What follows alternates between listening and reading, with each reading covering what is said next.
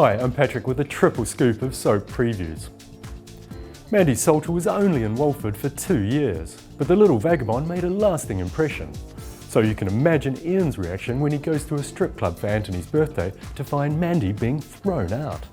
Ian intervenes and takes it back to his as she's clearly in trouble, especially when a bouncer turns up looking for her and the missing $5,000.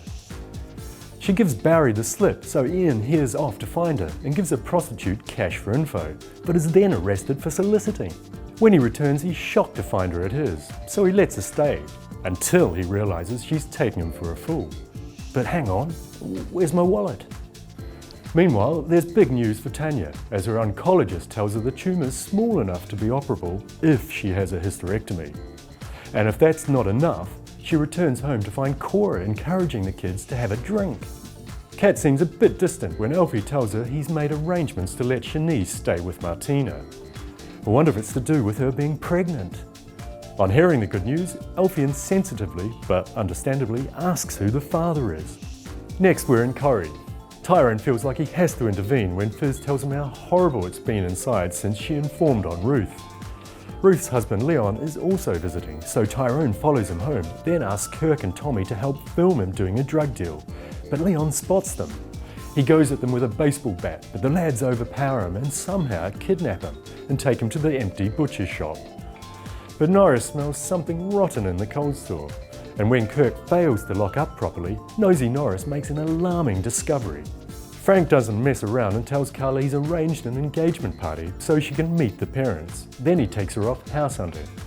Carla's stung when Peter wishes her all the best and is glad she's moving on. Trouble is, all this haste could be building to a spectacular backfire. David Platt arrives home to find domestic carnage. Kylie has locked herself in the house after Gail kicked her out because of the blackmail attempt. David threatens to move away if they don't drop their vendetta with Kylie. But a social worker tells them moving would jeopardise their chances of getting Max. Finally, it's Emmerdale.